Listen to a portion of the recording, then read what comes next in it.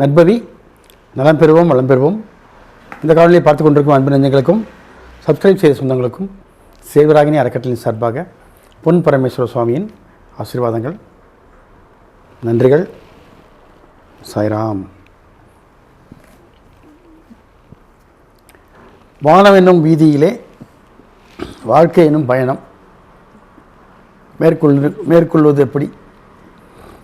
நம்ம பொதுவாகவே வாழ்க்கையில் நம்ம வாட்டுக்கு வர்றதை ஃபேஸ் பண்ணிட்டு போயிட்டே இருக்கோம். இருந்தாலும் எப்படி வானம் என்னும் வீதியிலே வாழ்க்கையை கொண்டு போகிறதுங்கிறது ஒரு பெரிய சிம்மசுபனமாக இருக்கு இல்லையா? ரொம்ப ஈஸி. அது என்னங்கிறது சொல்லிடுறேன். ஒரே வார்த்தையை சொன்னோம்னா ஒரே ஈஸியாக உங்களுக்கு சுவாரஸ்யமாக இருக்காது. ஒரே வார்த்தையில் சொன்னோம்னா என்னென்ன வரணும் இல்லை, என்ன வந்தாலும் அதை நம்ம எதிர்நோக்கி எந்த விதமான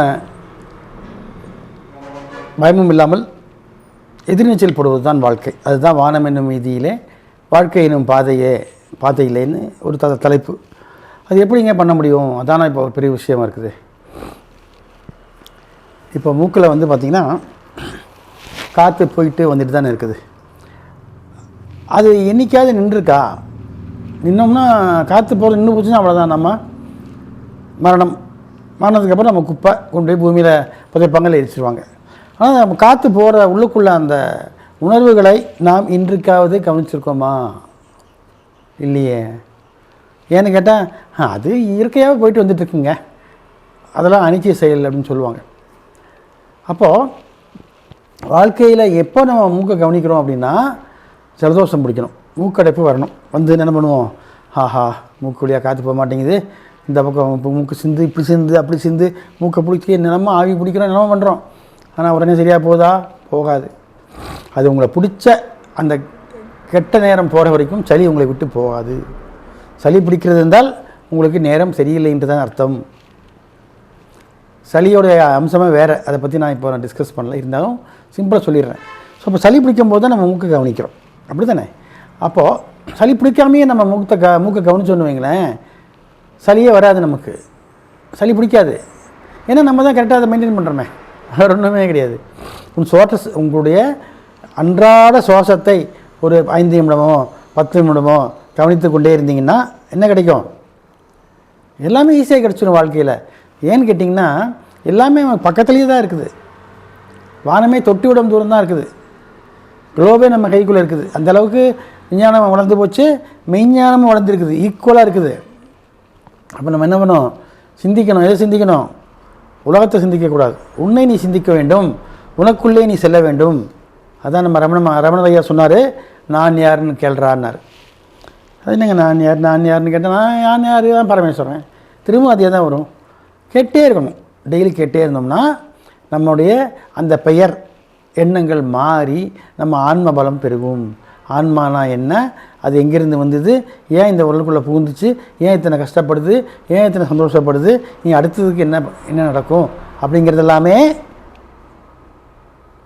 பதிவேட்டில், நம்ம மண்டைங்கிற பதிவேட்டில் எழுதி வச்சுருக்கிறாங்க. அதை நம்மளால் உணர முடியும். அப்போது அந்த மாதிரி உணர்ந்தால் தான் நீங்கள் பார்த்துருப்பீங்க, 1000ல் ஒருத்தன் ஜீவசமாதி ஆவான். ஜீவசமாதினா என்ன? அவனுக்கு இறக்கும் நேரம் தெரியும், அதுக்கு முன்னாலேயே அறிவிச்சிருவான்.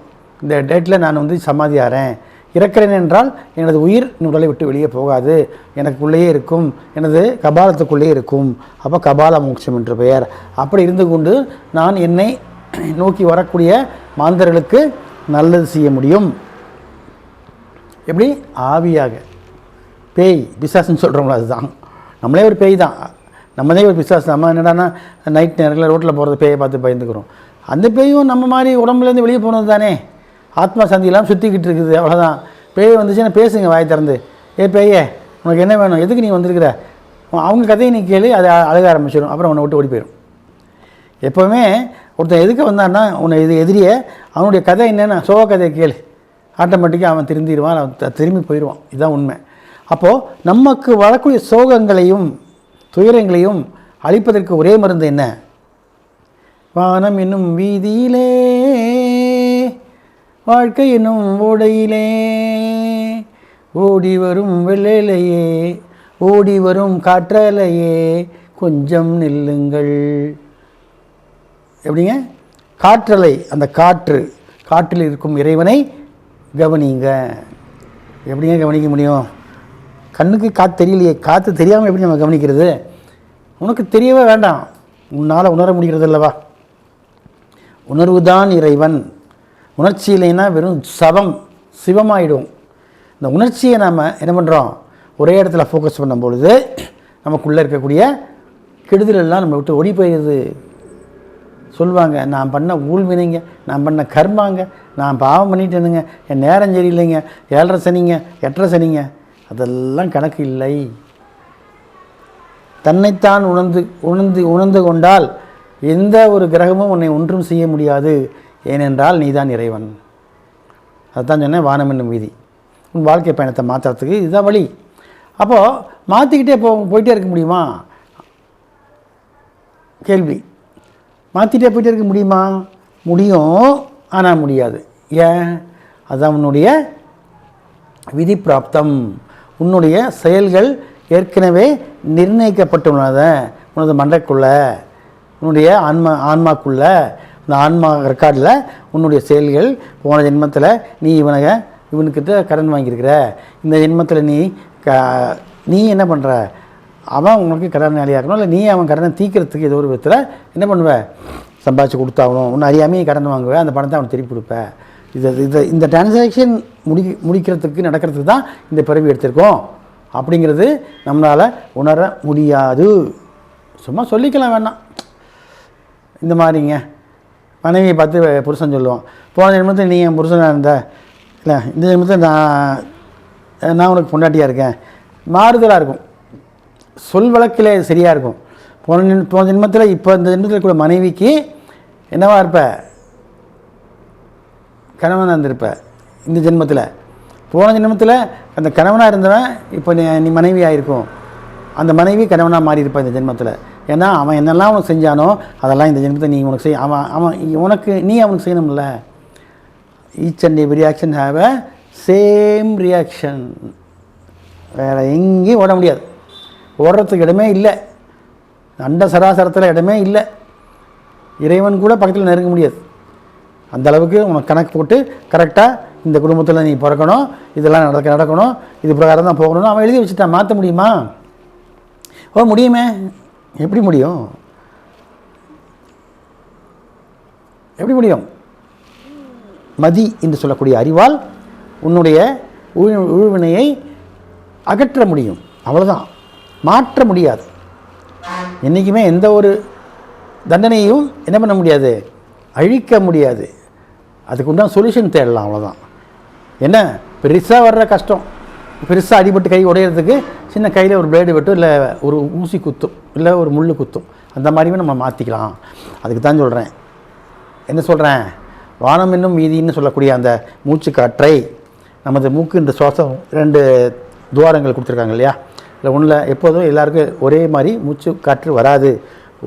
ஒரு துவாரத்தை வழியாக சென்று மற்றொரு துவாரத்தின் வழியாக வரும். கொஞ்சம் நேரம் கழிச்சு திருப்பி இந்த துவாரத்து வழியாக உள்ளே போய் அந்த துவாரத்து மாறி வரும். ஒரு நாளைக்கு 3 முறை 4 முறை மட்டும்தான் 2 துவாரத்து வழியாக காற்று உள்ளே போயிட்டு வரும். அந்த மாதிரி நேரத்தில் நீ என்ன நினச்சாலும் நடக்கும். அப்போ நீ want to watch your breath. உன்னுடைய சுவாச காற்றை நீ கவனித்தானால் கண்டிப்பாக நீ என்ன ஆகலாம், இறைவனாகலாம்.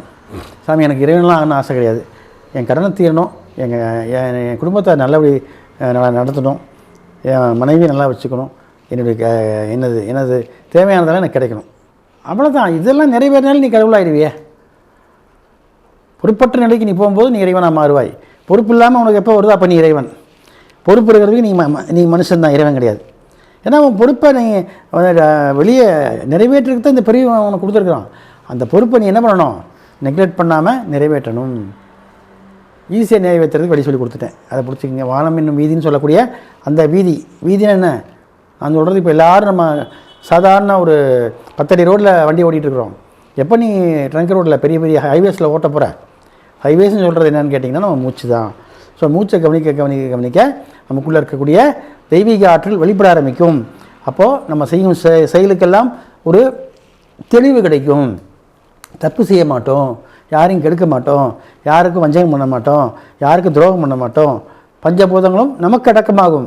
எப்படிங்க, இப்போது நம்ம பஞ்சபூதத்தை அடக்கமாக உட்காந்துருக்குறோம், ஆனால் நான் சொன்ன மாதிரி மூச்சை கவனித்து அந்த பயிற்சியை பண்ணோம்னா பஞ்சபூதமும் நமக்கு அடக்கமாகிவிடும்.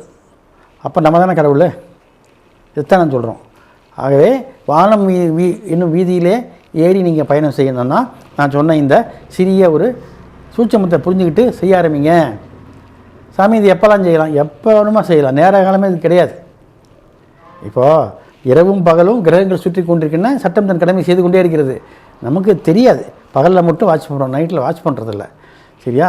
பகலில் இருக்கக்கூடியதே ராகு காலம் யமகண்டம் எல்லாமே இரவுலும் இருக்குது. அது யாரும் நம்ம ஏன்னா தூங்குகிறோம் இல்லையா? மனிதனுக்கு பாதி வாழ்க்கை தூக்கத்தில் தான் போகுது. தூக்கம் துக்கமாக மாறுது. தூங்கக்கூடாதுன்னு நான் சொல்லலை, தூங்குங்க, ஒரு அளவு இருக்குது. கஷ்டப்பட்டு ரொம்ப உடலுக்கு அதிகமாக வேலை தரவனுக்கு ஒரு 8 மணி நேரம் தூக்கம் வேணும். உடலுக்கு வேலையை கொடுக்கல, வெறும் மனதுக்கு தான் வேலை கொடுக்குறேன்னா வெறும் 3 மணி நேரம் தூக்கம் இருந்தால் போதும். 24 மணி நேரத்தில் 3 அல்லது 4 மணி நேரம் நீ தூங்கினா போதும். 20 மணி நேரம் சுறுசுறுப்பாக செயலாற்ற முடியும். ஆகவே தூக்கம் என்பது நல்லது தான். ஆனால் தூக்கமே துக்கமாக மாறக்கூடாது. அவங்கவுங்க செய்யக்கூடிய வேலைக்கு தகுந்த மாதிரி அந்த தூக்கத்தின் அளவு மாற்றிக்கொள்ளணும். அதான் சொல்லுவாங்க, விவேகானந்தர் சொல்லியிருக்காரு, தனித்திரு, பசித்திரு, அப்புறம் என்ன விழித்திரு அப்படின்னு என்ன திறந்துட்டே உட்கார சொல்ல. தூக்கத்தில் அளவாக தூங்குங்கன்னு சொல்கிறார், ஒன்றும் கிடையாது. விழிப்பு நிலையில் இருக்க சொல்கிறார். தூங்கும்போது கூட கான்சியஸ்னஸோடு இருக்கணும். பக்கத்தில் ஏதாவது தொட்டாங்கன்னா உடனே டக்குன்னு எந்திரிக்கணும்.